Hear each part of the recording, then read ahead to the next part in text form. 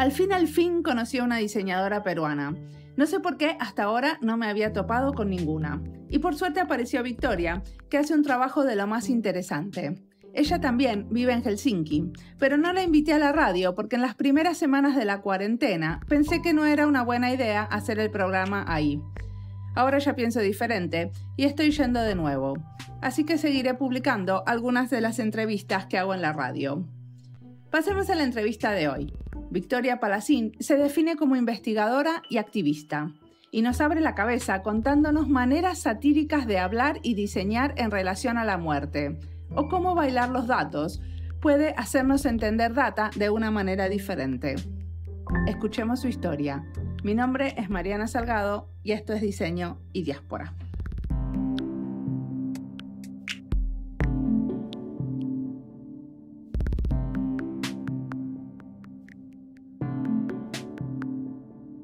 Hola, yo soy Victoria Palacín, soy peruana, investigadora, activista y pues hoy invitada en este podcast. ¿Qué estudiaste? Yo tengo una combinación de tres cosas en mi carrera. Estudié ingeniería de sistemas en Latinoamérica como parte de mi bachillerato. Luego hice una maestría que es una maestría de Erasmus Mundus, una maestría conjunta de la Comisión Europea. Y la maestría fue en computación para el desarrollo sostenible. Entonces, como que dos temas que, bueno, hoy en día ya como que se mezclan un poco más, pero cuando yo empecé el máster era como un poquito menos común. Y estoy haciendo ahora mi doctorado. En el doctorado trabajo temas de interacción humano-computador, trato de ver temas que están un poquito más relacionados a cómo las personas utilizan cierto tipo de sistemas, ¿no? Ese es como digamos que mi background profesional o académico. Buenísimo, y ahora entonces vamos a vas a contar de algún proyecto, ¿no? Que ya te haya encantado.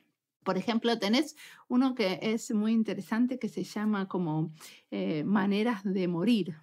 El de Maneras de Morir. Sí, ese fue un proyecto bastante gracioso que lo desarrollamos durante el 2014, si no me equivoco, con un grupo de compañeros del máster.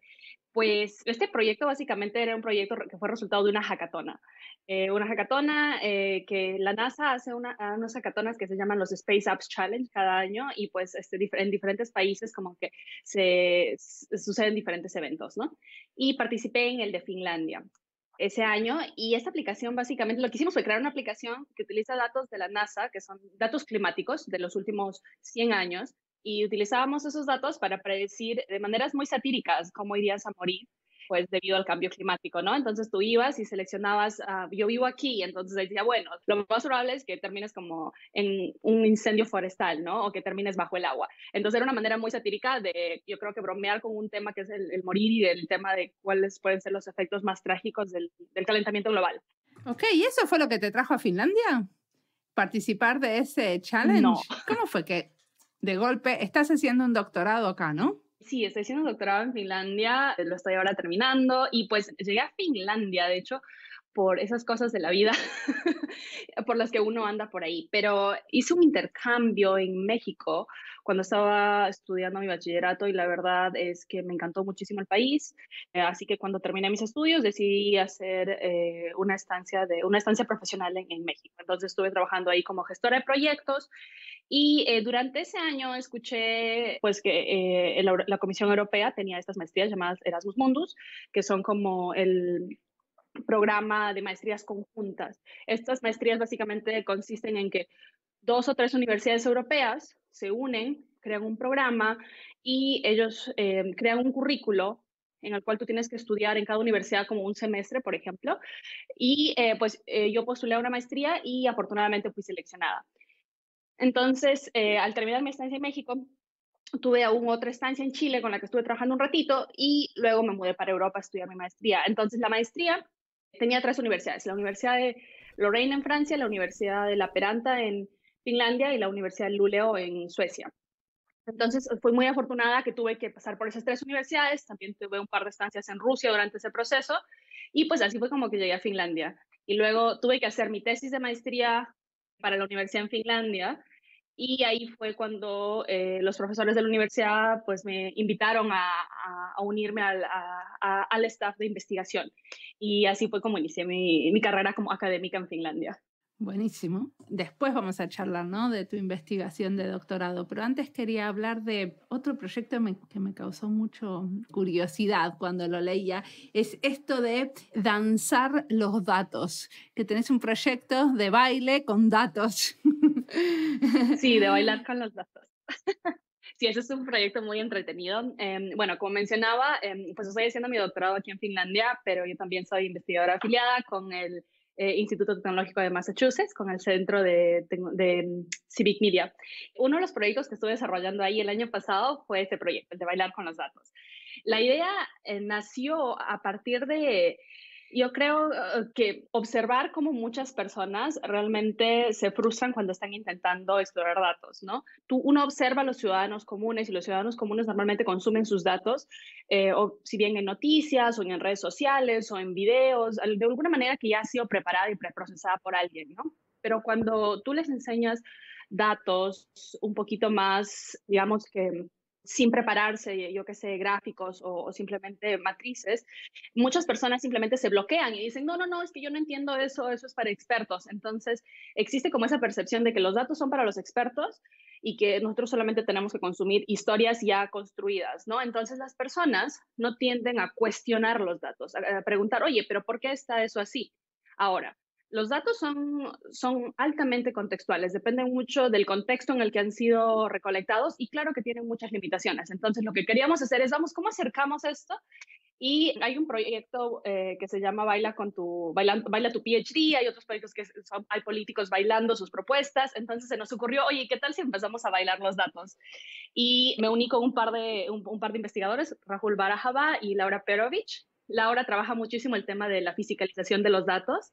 Ella está tratando de traer los datos y hacerlos físicos. Entonces, ha hecho, por ejemplo, cosas como vestidos que tienen los datos o las tendencias en los datos impresos en ellos, tiene como aparatos que cambian de color dependiendo de la calidad del agua, y maneras diferentes de mostrar los datos, ¿no? Entonces nos ocurrió hacer esto de bailar con los datos y empezamos a diseñar una serie de seminarios y talleres con ciudadanos, a diseñar un método a través del cual las personas pueden ver datos, o sea, y esas historias ellos la transmiten a través de movimientos. Muchos hacen como pantomimas, otros hacen un poquito más, algo más abstracto. ¿Pero qué datos les dieron? O sea, cuando yo era chica hice mucha expresión corporal, ¿no? Así se dice en Argentina, como cuando tenés clases de danza donde se baila libremente sin seguir a un profesor. Entonces, por ejemplo, me ponían un poquitito de limón en la lengua y tenía que bailar lo que me producía el limón. O sea, yo hasta ahí todo lo entiendo, ¿va? Pero ¿cómo hago para bailar un dato? ¿Qué datos les hacía? O sea, todavía no entiendo cómo era la consigna. Usualmente en los talleres que realizamos tenemos como dos secciones. La primera sección es una sección donde exploramos datos divertidos, datos un poquito más simples. Entonces, por ejemplo, ponemos datos sobre un gráfico sobre la evolución del consumo de helado en, yo qué sé, en Estados Unidos, ¿no? Y les ponemos el gráfico donde muestra cómo el consumo de helado ha variado. Y solamente ese gráfico, los números. Y las personas como que ven eso y luego empiezan a cuestionarlo, crean un movimiento divertido, usualmente pues algo que les nace en ese momento, ¿no? Luego, una vez que hemos pasado ese ejercicio, lo que hacemos es reflexionar sobre la manera en la que nos hemos expresado. Muchas veces en ese momento nosotros lo que hacemos es utilizar teoría del movimiento y limitar un poco qué pueden hacer. Entonces les decimos, mira, tienes que expresar estos datos, tienes que tratar de expresar estos datos que estás leyendo sobre el consumo de helado, solamente utilizando movimientos de rapidez y lentitud. Entonces como que empiezan a moverse más rápido para representar ciertas épocas donde se consumía más, se empiezan a mover más lento cuando habían épocas donde se consumía menos, y luego pasamos a un ejercicio donde empezamos a explorar datos un poquito ya más complicados. Y los datos más complicados son, por ejemplo, en Boston estuvimos viendo datos que tenían que ver sobre seguridad alimentaria.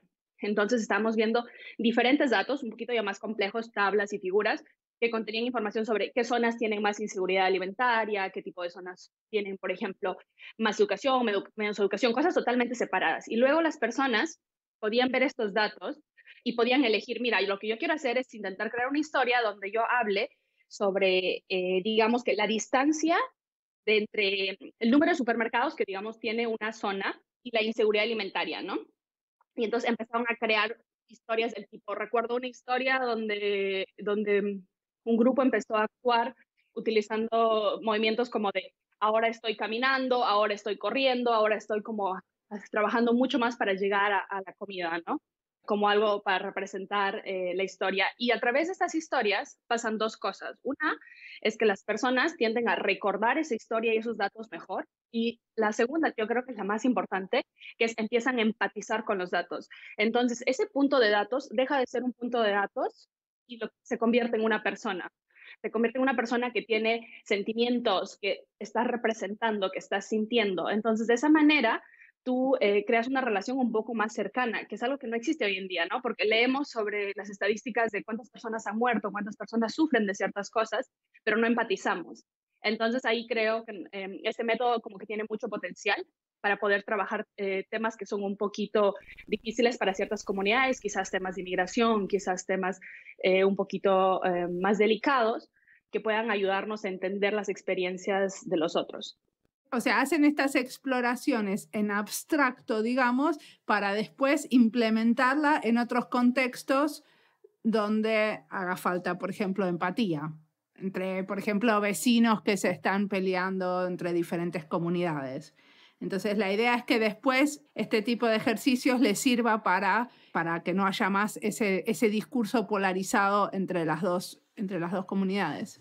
Claro, claro, claro. Este es un método para fomentar la conversación, para fomentar el entendimiento de otros espacios, espacios que están mapeados en los datos. Y dado que hoy en día muchas cosas empiezan a mapear con datos, las ciudades, las experiencias, es bien interesante poder como empezar a representar ese tipo de espacios que son como espacios digitales y como que regresarlos un poquito a lo físico, ¿no? Qué significa esto si yo lo llego a expresar? ¿Cómo me relaciono con este espacio digital que tiene muchos números? Y vos en un momento decías que la gente, cuando está mirando esos datos, lo que ustedes quieren es generar como una crítica a esos datos, que la gente no tome los datos como si fueran la pura verdad, sino que haya una controversia.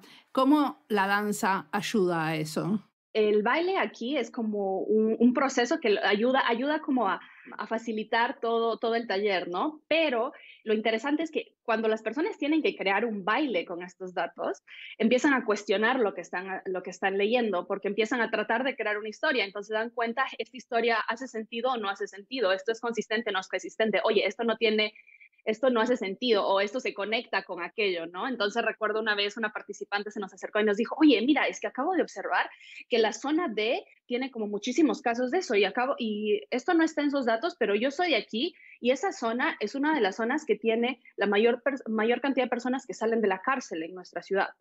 ¿No? Entonces, y eso era algo que era como conocimiento muy local de ella, que no estaba en los datos, pero ella como que podía relacionar eso, pero a la vez habían personas, por ejemplo, en muchos de los workshops, las personas empiezan a cuestionar, no, pero es que estos datos, o sea, puede que sean, si son de encuestas donde las personas han tenido que responder estoy feliz o no estoy feliz, pues puede que las personas simplemente lo hayan marcado por presión.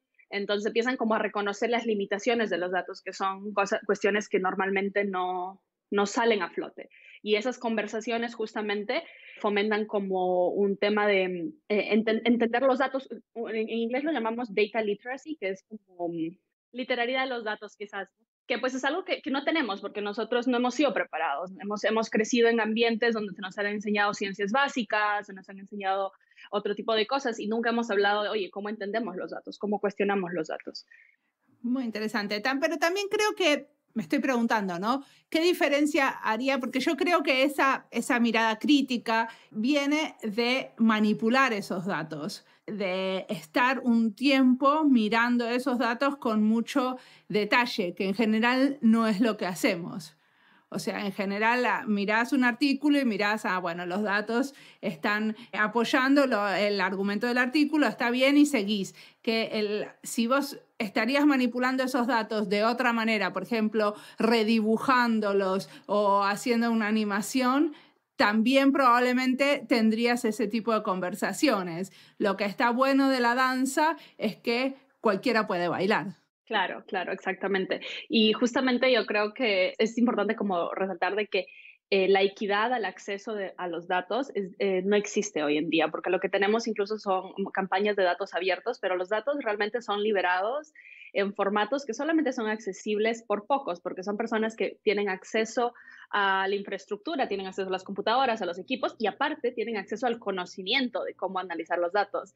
Entonces, democratizar el acceso a los datos con este tipo de métodos hace que se convierten en herramientas para entender los datos en general, hacen que entender los datos no sea solamente más divertido, pero también que sea un poco más accesible para todos.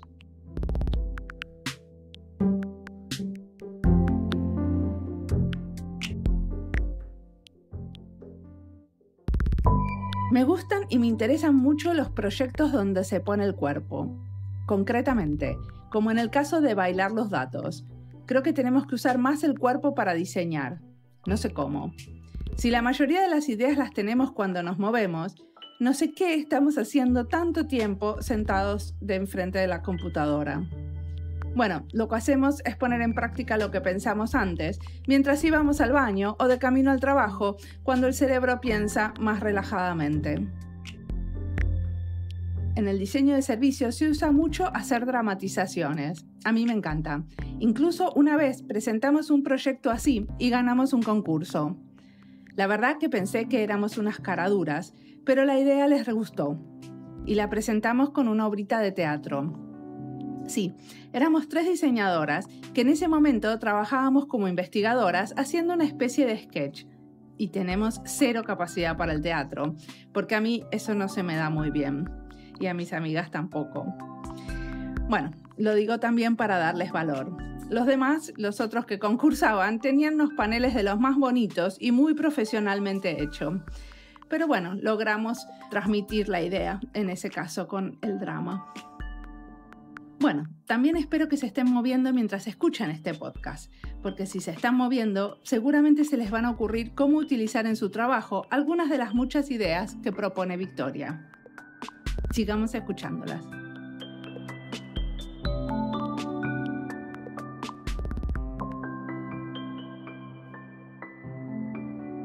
Vamos a hablar de tu doctorado. ¿Qué estás investigando? Yo trabajo con temas de ciencia ciudadana, entonces ciencia ciudadana digital. Lo que yo hago es tratar de investigar los diferentes tipos de participación que existen en estas plataformas de ciencia ciudadana digital. Ahora, les voy a dar un ejemplo de ciencia ciudadana digital. Muchos en Latinoamérica, creo yo, están familiares con Waze. Waze es esta plataforma donde vas y cuando manejas, como puedes ir reportando, aquí hay algo roto en la calle. Hay plataformas muy similares hoy en día que se utilizan para, por ejemplo, reportar radiación, reportar cuáles son los problemas en tus calles o cuáles son problemas de medio ambiente, por ejemplo, ¿no? Que ayudan a gestionar los recursos en las municipalidades y pues lo que yo hago es estudiar estos tipos de participación digital y qué tipo de mecanismos de diseño de interfaces pueden ayudar a nutrir estos tipos de participación sana, ¿no? De participación que dura en el tiempo, participación que hace que las personas se sientan bien y que sientan que están obteniendo un beneficio para ellos. Bueno, yo leí un artículo tuyo donde hablas de la pseudo participación, porque aparentemente hay como muchos diseños, herramientas digitales que hacen que la gente participe, pero en realidad no se toma en cuenta para las decisiones importantes lo que la gente dice o se le pide a la gente que elija entre opciones ya dadas. Pero yo quería saber un poco qué opinas vos sobre, acá hubo un proceso muy grande de presupuesto participativo en la ciudad de Helsinki, en donde la gente podía armar, los vecinos se reunían, hacían talleres en las bibliotecas del barrio y podían armar sus propios proyectos y después votamos todos para ver cuánta plata se le daba a qué proyecto. Y había mucha plata destinada a esos proyectos. ¿Cuál es tu visión crítica de ese proceso? El presupuesto participativo es una técnica bien interesante, una técnica latinoamericana, de hecho, porque inició en Brasil. Lo interesante del presupuesto participativo es que es una técnica que viene de los gobiernos. Entonces, no es una técnica que la gente propone, que sea, no, queremos ahora empezar a diseñar el presupuesto participativo, sino que se les ocurren las municipalidades y que hacen el experimento y las personas empiezan a participar. Y con el tiempo ha evolucionado en una práctica muy bonita que está siendo usada, por ejemplo, como lo hacía en Helsinki, ¿no? Donde ellos asignan una parte del presupuesto y está usada de manera bastante transparente, bastante abierta. Pero también hay personas o, bueno, gobiernos que utilizan el presupuesto participativo de otra manera y utilizan el presupuesto participativo más como un agente justificatorio para decir, bueno, tomamos tales decisiones porque la gente decidió y, por ejemplo, se esconden atrás de poblaciones que no han podido opinar. Por ejemplo, estuve leyendo un artículo este fue un caso en Bolivia, donde se utilizó el método del presupuesto participativo, pero no le preguntaban, por ejemplo, a las personas que no tenían acceso a las plataformas digitales para votar, y lo que hacían era asumir que estas personas estaban de acuerdo por default con ciertas decisiones. Estas personas eran una tajada grande de la población. Entonces era como un mecanismo, ahí era como un mecanismo un poquito diferente, pero es igual, yo creo que un paso adelante para construir estas sociedades un poco más participativas, donde las opiniones de las personas realmente cuentan para decidir qué se hace y qué no se hace, y qué se construye y qué no se construye, ¿no? Entonces la cuestión sería como no hacer tanto hincapié en el título presupuesto y participativo, sino ver también como los pequeños detalles en cómo se implementa ese presupuesto. Es algo así, ¿no? Claro, claro. Yo creo que en general, yo hablo mucho, no sé, no solamente del tema de diseño de presupuesto participativo, pero el tema de el diseño de cualquier tipo de plataforma, porque muchas veces todas estas campañas de presupuestos participativos o de participación ciudadana hoy en día se están mediando a través de tecnologías, ¿no? Y justamente mucho del hincapié mío es en tratar de llamar la atención, oigan, que estas herramientas y estos jugueticos sean muy buenos no significa que debamos de dejar de lado los procesos físicos, porque son tan o más importantes para construir una sociedad para todos, ¿no? Y el acceso, ¿no? Porque la realidad es que si vos pones solamente online, hagan proyectos y súbanlos, la porción de la población que participa de esos procesos es muy poquita. Por eso necesitas los facilitadores en los barrios y por eso necesitas ir, si no, tenés siempre los mismos. Claro, y empiezas a generar una clase de élite digital, ¿sabes? Porque lo que pasa es que tienes ahí una élite que son las personas que tienen internet, que tienen el conocimiento, que tienen todo para poder participar. Y si esas personas son las únicas personas a las cuales escuchas cuando estás haciendo un proceso de creación, al final terminas solamente agrandando las brechas que ya existen en tu sociedad, porque esas personas ya pertenecen a una élite para tener el privilegio de también tener acceso a todo lo digital. Y eso es algo bien interesante. Ahora, algo de lo que hablaba en ese artículo justamente era el hecho de que estas plataformas que nos permiten participar, que hoy en día están siendo como muy populares en muchos países, tienen un problema fundamental, que es los ingenieros que construyen estas plataformas usualmente no piensan en qué es participación. Entonces ellos piensan en, mira, le voy a poner un botoncito aquí, le voy a poner un mapita acá porque se ve muy bien. Pero al crear esas características, esas funcionalidades, no se dan cuenta que están restringiendo el tipo de participación. Entonces, si tú puedes participar con tu municipalidad y la única manera de participar es mandar una nota de 140 caracteres, esa es una forma de participar, pero no te está realmente dejando participar o expresarte de otras maneras. Y ahí es donde uno necesita como quizás trabajar y ver cuáles son realmente las funcionalidades que pueden permitir que la participación de manera pluriversal suceda en ambientes digitales también. Y creo que ahí hay como mucho trabajo para hacer como del lado de la gente que está trabajando en computación y también la gente que está trabajando en ciencias sociales. Hay un espacio ahí para cooperar. Y bueno, una de las cosas que vos criticaste, que no entendí muy bien la crítica, que me gustaría hablar con vos, es que en Finlandia tenemos unas encuestas que hacemos cuando vamos a votar, porque como no votamos por listas, sino por candidatos, en general hay unos servicios digitales que prestan como los medios de comunicación, los medios de comunicación más grandes, uno se mete y hace una encuesta. Entonces uno va contestando diferentes, qué es lo que yo creo que tenemos que hacer con la deuda del país, qué tenemos que hacer con la educación. Bueno, así en todas las áreas. Y entonces, cuando termino de contestar todas esas preguntitas, me sale un candidato que es el que más se aproxima a mi manera de pensar. Y puedo leer qué es lo que ese candidato piensa. Entonces, estos servicios, como sabemos, tienen un algoritmo detrás que hace que en un medio me salga, bueno, tienen diferentes funcionalidades y maneras de preguntar también. Entonces, también es normal que en un medio me salga una respuesta y en otro otra. Pero también tiene que ver con el algoritmo. ¿Estuviste estudiando ese tema? Ese tipo de sistemas los mencionamos muy brevemente. Nosotros en el artículo nos enfocamos un poquito más en el tema de las encuestas lanzadas a los ciudadanos, ¿no? Encuestas donde, por ejemplo, ha pasado aquí en varias ciudades en Finlandia donde le preguntan a los ciudadanos de qué color quieres que sea el nuevo puente y de qué color quieres que sea algo. Pero las personas no tienen el poder de decidir, oye, pero es que yo no quiero que eso suceda, o sabes, yo no creo que esta sea una buena idea, ¿no? Y es algo que no solamente sucede aquí, sino pues, sucede también en Latinoamérica. Por ejemplo, Chile. Chile ha sido catalogado como el gobierno digital más avanzado de toda Latinoamérica. Sin embargo, lo que podemos observar, y lo observamos el año pasado durante las protestas en Chile, es de que Chile tiene esta infraestructura digital que ha sido elogiada, pero esta infraestructura digital no ha capturado realmente lo que los ciudadanos quieren. Entonces ha tenido muchos de estos mecanismos donde le preguntan a la gente, ¿y de qué color quieres que sea tal cosa? Y de qué, ¿sabes? Como cosas muy superficiales. Sí, o el nombre. Ahora vamos a ponerle un nombre a este puente. Pero si yo no quería un puente, no me interesa que tenga nombre.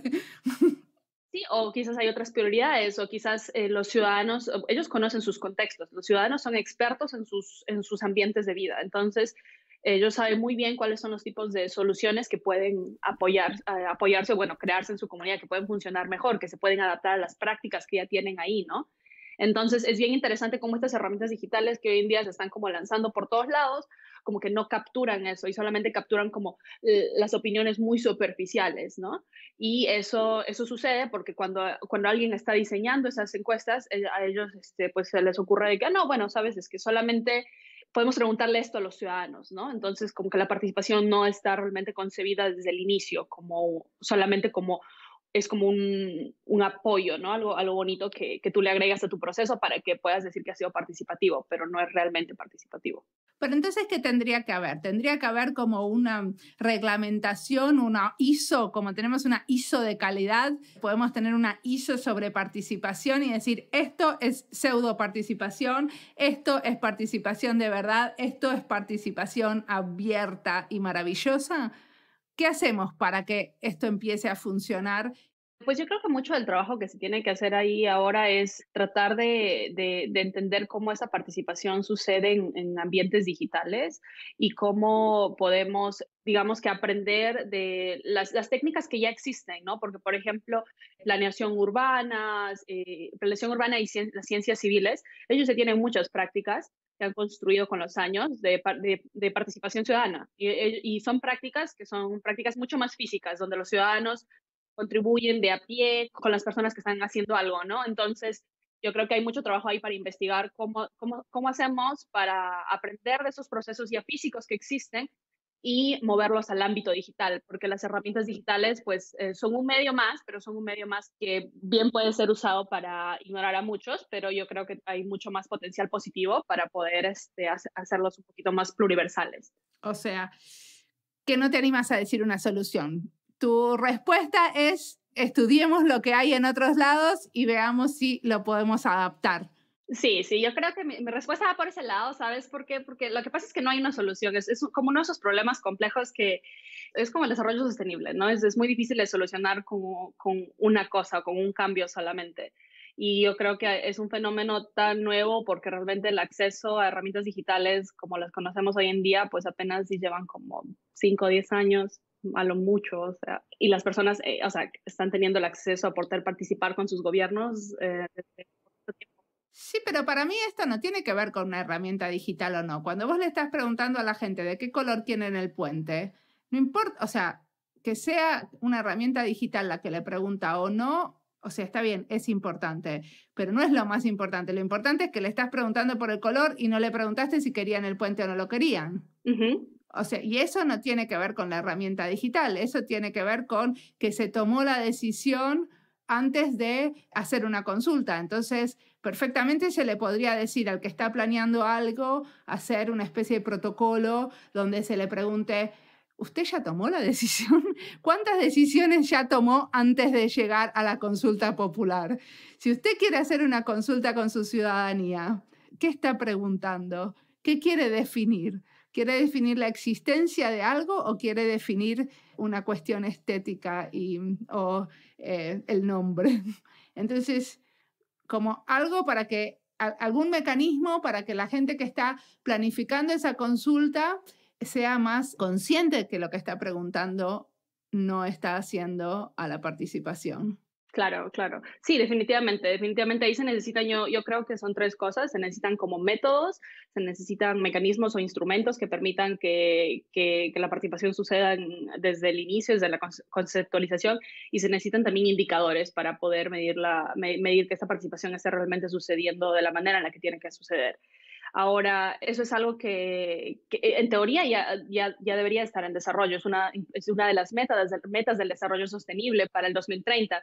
Sin embargo, hay muchos investigadores y muchos institutos que han mencionado, que han llamado la atención a cómo el tema de la participación no ha sido un foco de trabajo tan fuerte como otras áreas, ¿no? Porque es como ya se asume que ya sabemos cómo se hace participación y lo único que vamos a hacer ahora es copiar lo que ya los aspectos más simples de la participación, los vamos a poner en herramientas digitales y nos vamos a ir para el futuro. Y eso es algo que es una tensión que actualmente está en desarrollo y creo que hay mucho trabajo de investigadores en todo el mundo que están justamente tratando de cuestionar esos modelos.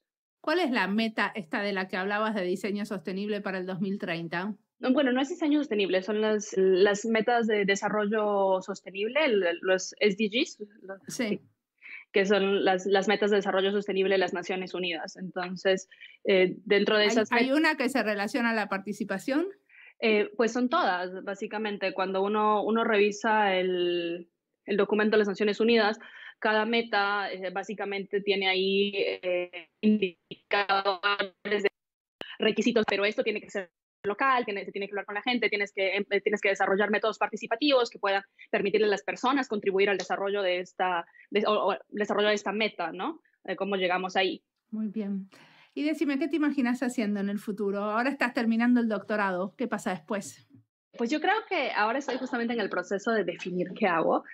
Me gusta mucho trabajar en academia, entonces yo creo que siempre voy a tener como un pie en academia, pero también me gusta mucho trabajar en el campo, me gusta mucho trabajar proyectos que son intervenciones ciudadanas, intervenciones un poquito más de espacios públicos. Entonces estoy esperando como tener un pie un poquito en trabajo con gobiernos y un poquito en trabajo con academia y me gustaría como encontrar el balance a esos dos sectores. Perfecto. ¿Y qué cosas te inspiran? ¿Qué estás leyendo? ¿Qué te gustaría recomendarle? ¿Qué estás viendo? Dado que estamos en la época del COVID, ando tratando de distraerme mucho con muchas cosas.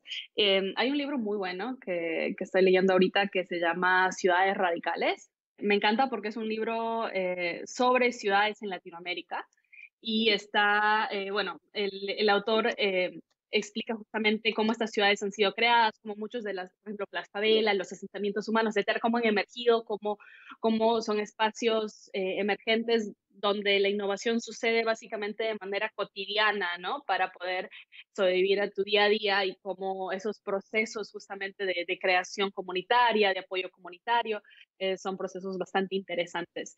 Y estoy leyendo ese libro, lo recomiendo muchísimo, está súper bueno. Y eso fue un libro que leí hace un rato y que me inspiró muchísimo, que se llama Weapons of Math Destruction, que son como herramientas de destrucción matemática, una cosa así, de Cathy O'Neill. Y es un libro que habla bastante sobre temas de sesgos algorítmicos y cómo los algoritmos tienen el potencial de ayudarnos mucho para poder avanzar en ciertos temas, pero como también esos algoritmos pueden ser utilizados para causar daño a muchas personas a la vez, ¿no? ¿Y estás haciendo algo con respecto al COVID? Pues más o menos, más o menos. Ando, como comentaba, bueno, tratando de enfocarme mucho en cosas positivas ahora. Creo que es algo que lo apoya mucho a uno y pues tengo la suerte de contar con amigos investigadores que que son igual, yo creo que de positivos, y hemos empezado un proyecto en el cual estamos estudiando los procesos de diseño, pero en espacios digitales. Entonces, observamos de que con la pandemia también ha habido como una pandemia de hackatonas y de eventos virtuales donde las personas se están uniendo a crear cosas, ¿no? Y justamente cuando empezábamos a investigar un poquito acerca de cuáles son las buenas prácticas, cómo es que uno puede organizar estos eventos de manera digital, nos encontramos con que pues no había mucho, ¿no? Usualmente estos procesos son procesos físicos y los medios digitales han sido siempre vistos como de soporte, pero nunca como el medio principal con el que tú colaboras con otros para crear algo. Entonces, estamos justamente observando 3 iniciativas. Estamos estuvimos observando una iniciativa que se llama Frena la Curva, que los laboratorios distribuidos de Frena la Curva en España. Estuvimos trabajando con los equipos, los 20 equipos que se presentaron.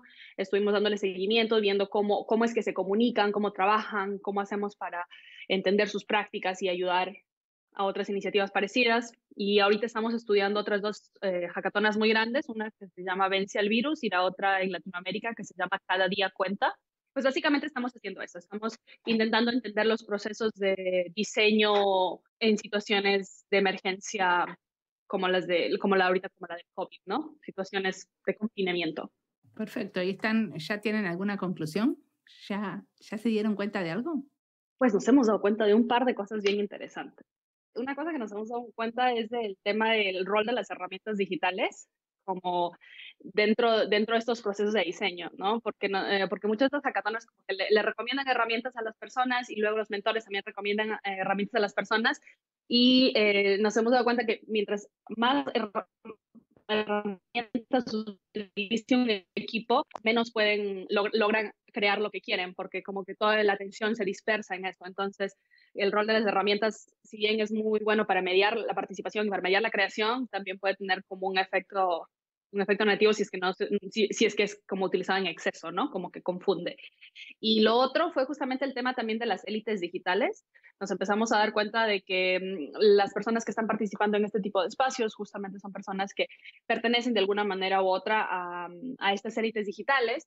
Y lo cual es positivo, están utilizando sus habilidades y las están poniendo en uso, pero eso significa también de que se necesitan más espacios que también puedan permitir otros tipos de participación, ¿no? Y esos son como 2 observaciones como muy genéricas que tenemos ahorita y estamos haciendo entrevistas con muchos participantes para poder entender cómo es que crearon, cómo se comunicaron, qué procesos siguieron, qué prácticas son buenas, qué prácticas no ayudan tanto y ver si es que podemos ayudar a las iniciativas en Latinoamérica, porque el tema del COVID pues tiene para rato y seguramente van a haber más laboratorios ciudadanos en Latinoamérica tratando de lanzar este tipo de iniciativas. Entonces estamos tratando de crear una guía para ayudarlos a crear este tipo de eventos de una manera más rápida, gestionar los recursos, a gestionar los equipos. ¿Y quiénes son los que están haciendo esta investigación? ¿Son investigadores independientes de diferentes instituciones? Sí, si nos unimos todos, porque todos estamos como interesados en hacer algo con diseño participativo. Soy yo, está Pedro Reynolds Cuellar de MIT, está Andrea Botero de la Universidad de Alto, está Mariana Martínez, no recuerdo ahora su universidad, pero está también Virginia Brusa y Virginia está en la Universidad del Rosario, en Argentina. Y pues básicamente todos se unieron a través de esta iniciativa de Frena la Curva porque empezamos a hablar ahí. Hay como un chat muy grande, en general un foro donde empezamos todos a comunicarnos y había muchas personas interesadas en este tema y pues nos unimos y empezamos a hacer esto. Buenísimo. O sea que se conocieron a partir de Frenar la Curva mismo. Sí, o sea, algunos ya nos conocíamos como en aspectos, bueno, y en otros de otros espacios. Entonces, Pedro y yo ya nos conocíamos del laboratorio, trabajamos juntos y conocí a Andrea, pues, porque he visitado Alto un par de veces. Pero, o sea, como que todos conectamos ahí. Y ahí fue cuando decidimos, oye, vamos a hacer algo, porque este espacio es como nuevo, es un espacio nuevo y yo creo que puede haber un aporte al conocimiento y un aporte a otros laboratorios ciudadanos para que puedan hacer esto en práctica, ¿no? Buenísimo. Bueno, muchísimas gracias por la entrevista.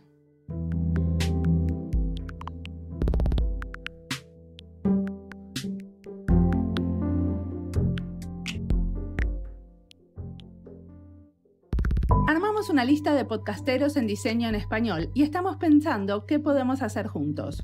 Fue una idea que se me ocurrió mientras miraba las encuestas que estuvimos haciendo en la cuenta de Instagram entre los oyentes. Entre paréntesis, escribimos un artículo que está en nuestro blog sobre qué sabemos de nuestros oyentes a partir de estas encuestas. Pensé que estas encuestas sería bueno hacerlas entre varios podcasteros. 2 horas después éramos 12 en un grupo de WhatsApp. Y entonces estuve mirando qué hacen mis colegas podcasteros por el mundo.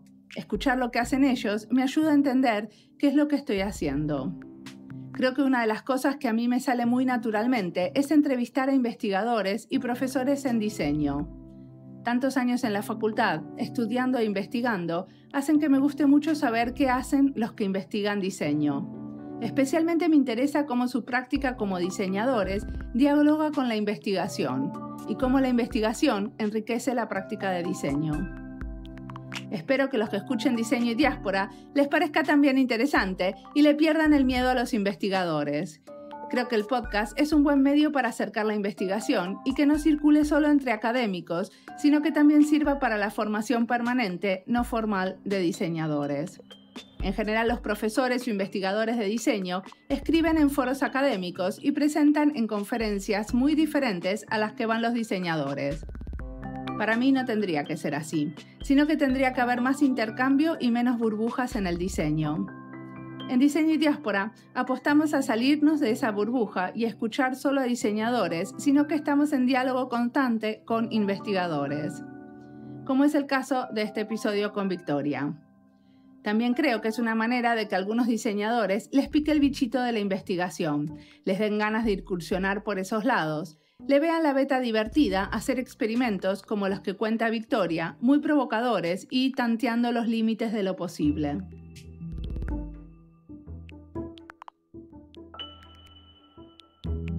Como siempre, la música del podcast es de Antonio Zimmerman. La producción del podcast es de Andy Fechi. El diseño de sonido es de Julián Pereira.